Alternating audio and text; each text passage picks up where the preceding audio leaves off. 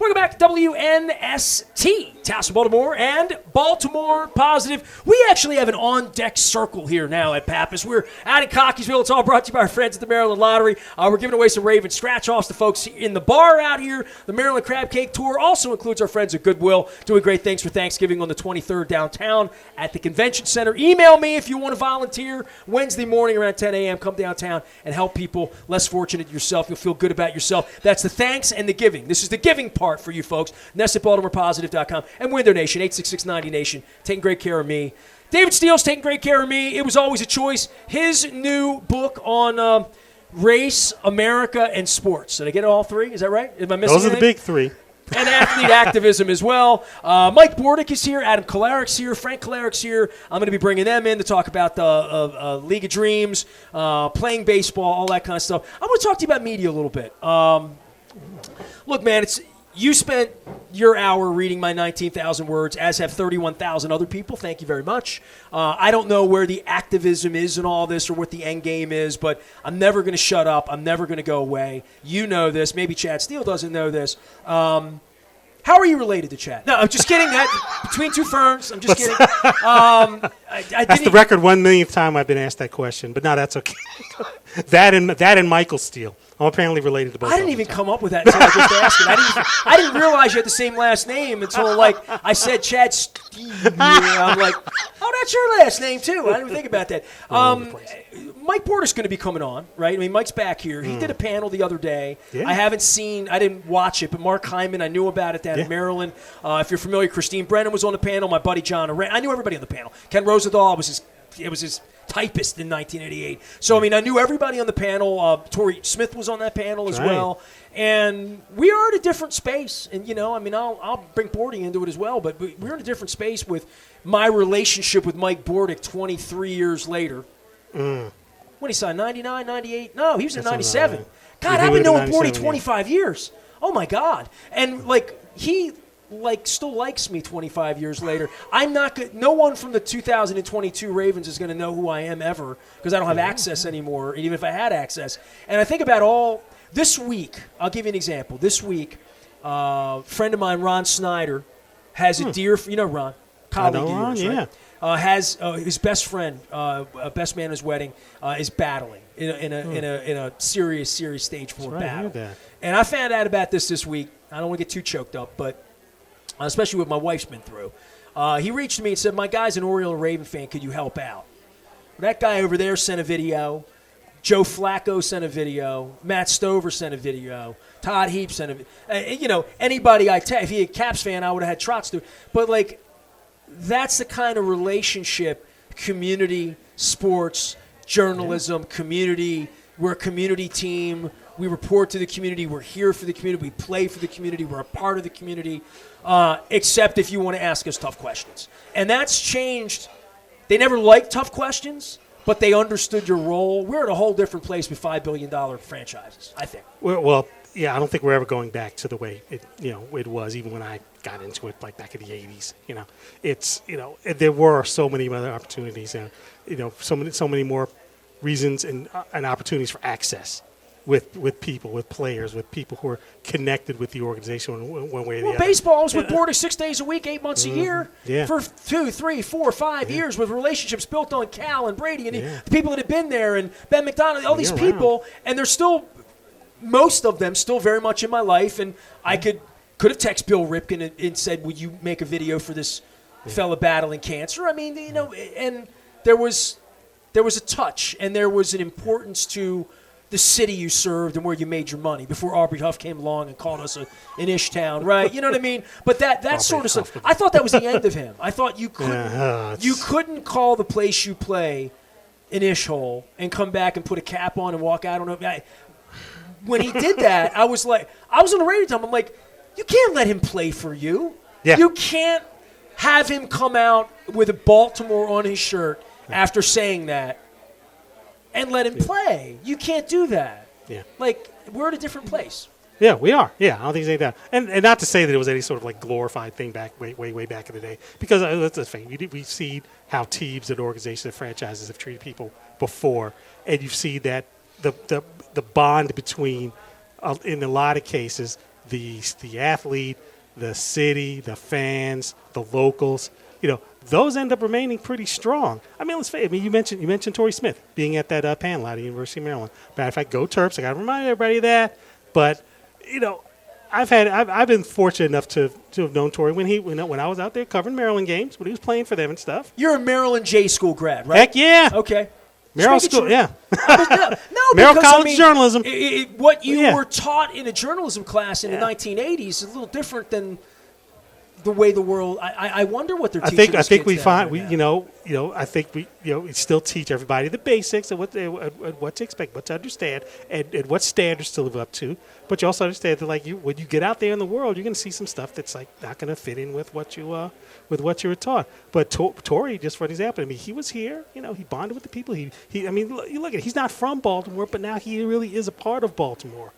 And he's by choice. By choice. He has made the decision to commit full time to this area, and that has worked out great for the city, for this whole area. Well, the work for he's doing everybody with Aaron down in Maben Maryland is unbelievable. Absolutely. Yeah. No, and Aaron the same thing. Aaron, he left out to go to college. He played in the pros, and the first opportunity he had when he had a chance to really pick his place where he wanted to make an impact, he came back home, teaching kids, taught children, teaching them art. He's a special cat. Yeah, and I can't get him on a show, man. He's always busy. Yeah, and I got to know him a little bit when he played for the Bills when he came back home. One impact when you talk to him. I'm telling you, when you actually talk to him, even for a few minutes, the impact he has on you just you want to go to battle with him, and you want to go to battle with guys like Torrey, and those guys will they will make that commitment for you. And it's really amazing. And I have to congratulate Torrey. And I'm sorry I wasn't able to make it out to the thing earlier in the week out in Maryland. But symposium. They don't invite me to symposiums. That's what I should tell Bordy. We should crash it next time. That's what you do. Make a plan to crash the symposium next year. But yeah, I'm an officer with the Baltimore Association of Black Journalists. We had a webinar a little over a year ago where we were talking about a lot of these issues. This is before I even put the book together and everything like that. But I reached out to Torrey and said, I would really love you to be on this panel. And, we figured out what the time was and everything that he came on. He was actually supposed to only stay on for maybe about, 10, 15, 20 minutes. He stayed right until the very end, through all the end of the questions, things like that. We had an incredible conversation. Aaron Maben was on that conversation. He was part of that webinar as well. Well, these are people that want to make a difference, not just take the money and run. No, absolutely not. They've taken the money and put it into where they've chosen to be. Whether it's home in the case of Aaron Maben or whether it's your chosen home, where Torrey has chosen to raise his family, to coach his little kids in football. You see these little videos that he loves to put on I got pictures of his little one on my wife's lap at the Super Bowl, drooling. His little and kid. That kid's running around. It's unbelievable. His little kid crashed our webinar. His little head popped up in the middle of the thing. But, but in a lot of cases, the personal connections, the interpersonal bonds that you have are the ones that last forever. Because, look, if there's one thing I learned when I came in here to work full time here in Baltimore, that committing to a franchise, when that franchise can pack up in the middle of the night and drive away on you, that's all you need to ever keep in your mind. St. Louis found that out. Yeah, St. Louis found that out. San Diego found Hey, that look, out. I grew up in D.C. The baseball team before I was born and the baseball team when I was 6 years old. Bolted. And it was 33 more years. And we had to share you guys. Everybody hated that. Nobody in D.C. liked that. You think Nobody we like sharing Jack and Cook? Think I ever rooted for John Riggins? How about that? They said, "Oh yeah, come on down, sure, no problem." We're just like, "No, it's okay." But it wasn't your team. Do I look like I root for Hogs? It was not your team. Orioles. And I never would be my team. And there you go. That's an important thing because it's like, how do you establish that? But the players. Look, there were probably millions of DC fans who were rooting for the Phillies, all because of Bryce Harper. They wanted Bryce Harper to win. They were rooting for the Astros because they wanted Dusty Baker to win. Okay, well, let's bring this full circle then, because your book is about Colin Kaepernick, and I pimped the book. David Steele's here. We're out at Pappas. This the last thing before I introduce Bordy and do all this stuff. Lamar. In the middle of all of this, when you talk about giving somebody $250 million, what would that look like for him in Baltimore and making an impact? Ray Lewis is running around beating on his chest about making an impact in the city, and Ed Reed is trying, John Ogden. those are iconic guys that are going to have statues and like all that. That's all fine. But then there's what Torrey Smith's done, or what Mike Bordick has made a life here when he could live in Maine. B.J. Suroff's lived here forever. The people, the Artie Donovans, the Unituses, the people that made this their home, Mike Flanagan, people that made this their home, coming from other places. Morse, I'm not expecting Lamar Jackson to be living in Hunt Valley 22 years from now the way Cal Ripken was, right? But there is this, you're taking more than anybody's ever taken. Where is the point that you give? And certainly for our city, black, transcendent quarterback that's bigger than the league in many. You see his jersey he's moving into sort of this iconic place without having won yet because he does things differently. The impact and what it means for him to stick around here in this city at this time. Yeah, that's a lot. That's a lot for him to consider. It's a lot for him to say, is this, any sort of a compromise for me? Is this a commitment that I want to make? Yes, I feel like I deserve the money. I feel like I should have it. Certainly more than Steve Bisciotti should have. Well, because that's really what the choice is. Yes. That's really what it comes down to. People who are rooting for one side is like, would you rather Lamar Jackson has the money, or would you rather Steve Bisciotti has the money? That's really what it comes down to.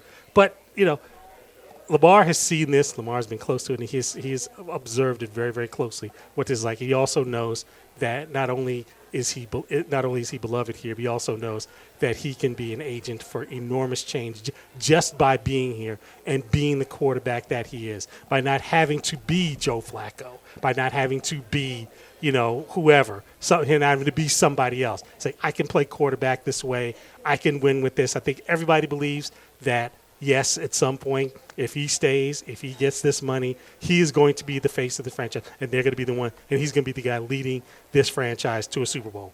And of course, if he does that, it's all over. He just owns the city. It's. You feeling good? How you feeling right now as we sit here at the bye week, right? Hey, I mean, they're just supposed to win these next 3 games, right? Yeah. I mean, it's interesting. I mean, I feel a lot like what I felt like last year before he got hurt. I mean, this is the kind of year that he was not. They're necessarily better right now than they were a year ago. Yeah, they overall as a team. They're better right now. If everybody comes back, if everybody's healthy, if they get Andrews back healthy, if Rashad comes back healthy, and if he has all his weapons and all the pieces, and the defense comes together the way they're starting to come together, the way they're doing things, yeah. I mean, how many teams would you absolutely say there's absolutely no way they're going to get past this team? Certainly in the AFC. Well, Buffalo better figure out how to get to Detroit by the time we listen to this. That's what I'm talking about. And they play Thanksgiving as well. All right, man. Well, listen, I want to get Mike Bordick up onto the set. Absolutely. It was great having a crab cake with you. This is not the Pappas in Texas. It's not. He came in, he thought it was the Pappas in Texas. I'm like, I thought it was like, hey, I didn't know they had a Pappas out here. Like Parksville. Parkville is what this is. But we're actually in Cockeysville. Great discovery. Big appreciation to Justin, my partner Audrey, and everybody for making this happen out here. It's all brought to you, of course, by our friends at the Maryland Lottery in conjunction with Goodwill and Win Donation. I got the hat out here. And Mike Bordick's out. We're going to be talking about A League of Dreams. Frank Kolarik's here, Adam Kolarik's here. I'm going to put headsets on them. We got world champions here, baseball players, real broadcasters like Mike Bordick, and real writers like David Steele. And hey, come back on at some point, Super Bowl time. Let's continue this conversation. For Kaepernick, have you talked to him? He is a very hard guy. I've talked to a lot of people around him, and that's the thing. I want to be very clear about that. I don't want anybody to think this is a Colin Kaepernick biography. But, I've talked to him and talked about him to a lot of people, including Tommy Smith, about who he is and where he stands in the midst of all this. And I think that we see now, and it's so weird to think that it's been 6 years. Is he not doing enough by talking to people like you when you're writing a book on this? I mean, I don't see him enough. He's not in my face enough. I look at what he did, and again, to plug the book, there's a lot in there about that. There's a lot in there about here's what he's doing rather than being the face of this and doing a lot of interviews and stuff. It's like he's doing the book projects, the movie projects, the podcast projects, the entire Know Your Rights camp that he's doing out in California. It's branched out a lot of places, including here in Baltimore. He's done a bunch of events here. I'm just saying with his cause, when people want to shed a light on it, you would think that he would want to come on a show like mine for 12 minutes and one day for some reason to promote some cause. It's different. He should be out in front of it more. Yeah. It's unfortunate I go back. I go back Ali and forth about it. It was, It's so God's other person, and it's really part of, somebody's individual decision to make a sacrifice like he did. When you make a leap like that, you really have to be. And again, not to always tie back into 1960. It's hard. It is hard. Tommy Smith is not a natural talker. It's hard to believe because you see him pop up in a whole bunch of places doing interviews and things like that. John Carlos is the talker. Okay. He's the mouth. He's the guy who's like right on. Loves the camera, loves the microphones, loves to make the appearances, things like that. Tommy Smith really has to make himself do that. But so it's really not part of his personality. Well, it's not like Kaepernick's not culturally relevant. Right, and that's the whole thing. Yeah, he's extremely culturally relevant, and he has managed to do that without doing an interview every few minutes. Without being Muhammad Ali. Yeah, exactly, right. Gotcha, yeah. So it's a different style, and it's a different way of doing it.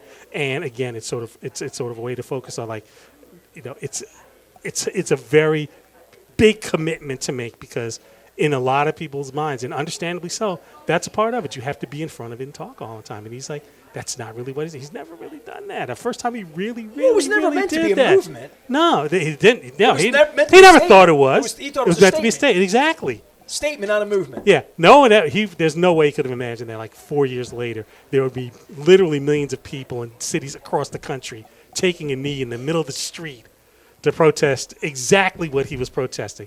And for other NFL players to do it and tell Roger Goodell, we want to see you do that. And Roger Goodell set up a little camera and actually took a knee on camera and said, Black Lives Matter. There's no way anybody could have imagined that was ever going to happen when he first did what he did. He was just sitting back on the sidelines when everybody was standing out there with their hands on their hearts. And from there, look at where we are now. Change happens. It's just slowly. It happens. Just don't tell Wes more of that, right? I'm getting together with Wes. Don't want to be slow. I think Wes is going to be with us week after next as well. Do that. I'm working on that. All right, we're at Pappas. We're having crab cakes. All of it brought to you by the Maryland Lottery, Goodwill, and Win Donation. I'm going to bid adieu to David Steele, but it's never adieu. I'll see you next time. You will, absolutely. All right, Thank David you. Steele, good man out here. I fed him a great crab cake. Come on out to Pappas. Give him some love. Mike Bordick's going to be joining us with Adam Klarick, as well as Frank Klarick from Catonsville, world champions from Catonsville. I asked him if he brought his ring. He's such a humble kid. I was warned about how humble and quiet he's going to be. So, I wanted to see the ring. I want to see the ring, too. I'm Nestor. We're back for more from Pappas right after this on the Maryland Crab Cake Tour. Stay with us. We're BaltimorePositive.com.